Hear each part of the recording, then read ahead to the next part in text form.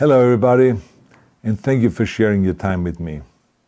I'm sending this message through various different channels to reach my dear Russian friends and the Russian soldiers serving in Ukraine. I'm speaking to you today because there are things that are going on in the world that are being kept from you, terrible things that you should know about. But before I talk about the harsh realities, let me just tell you about the Russian who became my hero. In 1961, when I was 14 years old, a very good friend of mine invited me to come to Vienna and to watch the World Weightlifting Championships. I was in the audience when Yuri Petrovich Vlasov won the World Championship title, becoming the first human being to lift 200 kilograms over his head. And somehow a friend of mine got me backstage. All of a sudden, there I was, a 14-year-old boy, standing in front of the strongest man in the world. I couldn't believe it. He reached out to shake my hand. I still had a boy's hand. He had this powerful man's hand that swallowed mine. But he was kind, and he smiled at me. I will never forget that day. Never. I went home and I put his photo above my bed to inspire me when I started lifting weights. My father told me to take down that picture and to find a German or an Austrian hero. He got really angry, and we argued back and forth. He didn't like Russians because of his experience in the Second World War. You see, he was injured at Leningrad, where the Nazi army that he was part of did vicious harm to the great city and to its brave people. But I did not take the photograph down, no, because it didn't matter to me what flag Yuri Vlasov carried. My connections to Russia didn't stop there, by the way. Oh, it actually deepened when I traveled there with bodybuilding and for my movies and met all my Russian fans. And on one of those trips, I remember, I met Yuri Vlasov once again. It was in Moscow during the filming of Red Heat, which was the first American movie allowed to film in Red Square. Now, he and I spent the whole day together. He was so thoughtful, so kind, and so smart, and, of course, very giving. He gave me this beautiful blue coffee cup.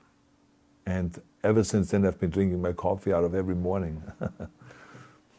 Now, the reason why I'm telling you all of those things is that ever since I was 14 years old, I've had nothing but affections and respect for the people of Russia.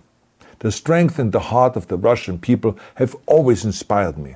And that is why I hope that you will let me tell you the truth about the war in Ukraine and what is happening there. No one likes to hear something critical of the government, I understand that. But as a longtime friend of the Russian people, I hope that you will hear what I have to say.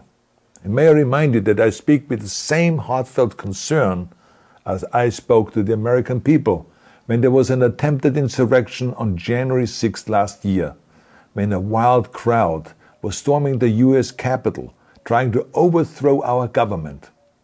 You see, there are moments like this that are so wrong, and then we have to speak up. And it's exactly the same with your government. I know that your government has told you that this is a war to denazify Ukraine. Denazify Ukraine? This is not true. Ukraine is a country with a Jewish president, I might add, whose father's 3 brothers were all murdered by the Nazis. You see, Ukraine did not start this war. Neither did nationalists or Nazis. Those in power in the Kremlin started this war. This is not the Russian people's war. No.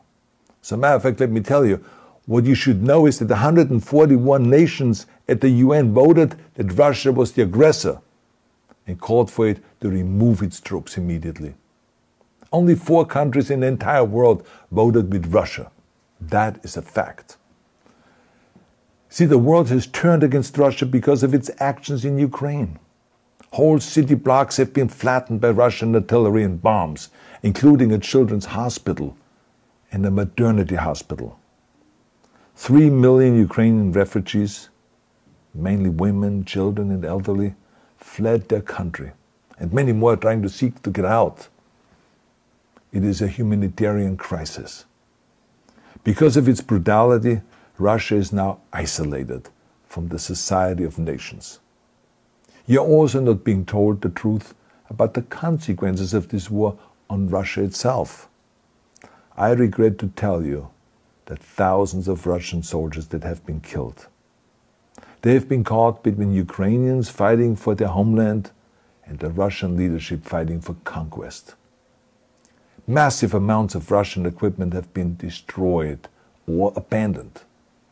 The destruction that Russian bombs are raining down upon innocent civilians has so outraged the world that the strongest global economic sanctions ever taken have been imposed on your country.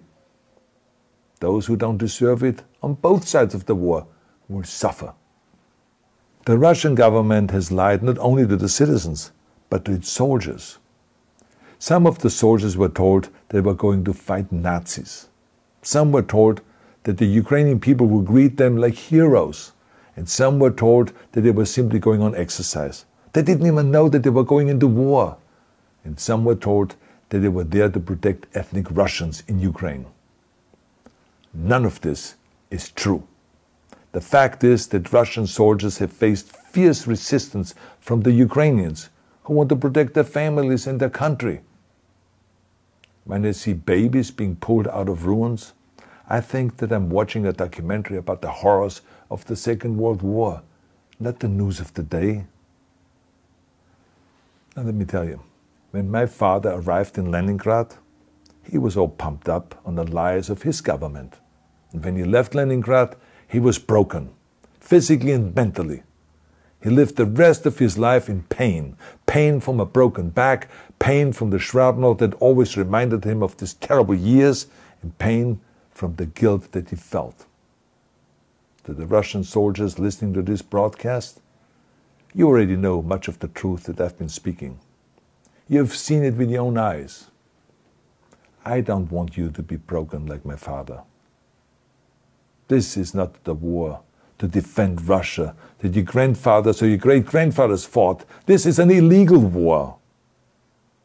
Your lives, your limbs, your futures are being sacrificed for a senseless war condemned by the entire world. Now, to those in power in the Kremlin, let me just ask you, why would you sacrifice those young men for your own ambitions?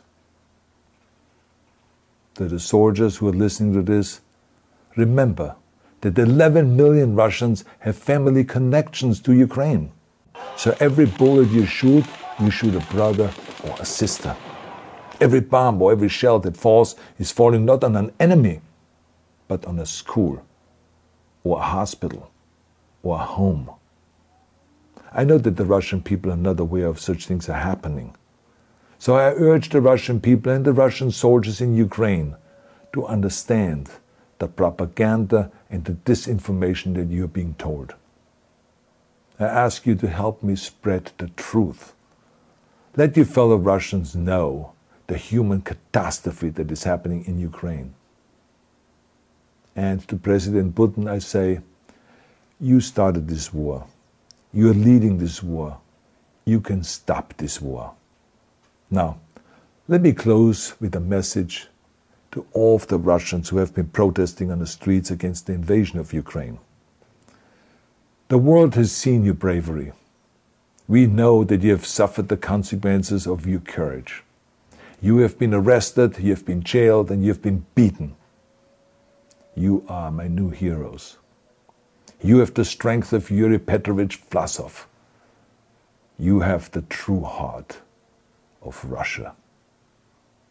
My dear Russian friends, may God bless you all.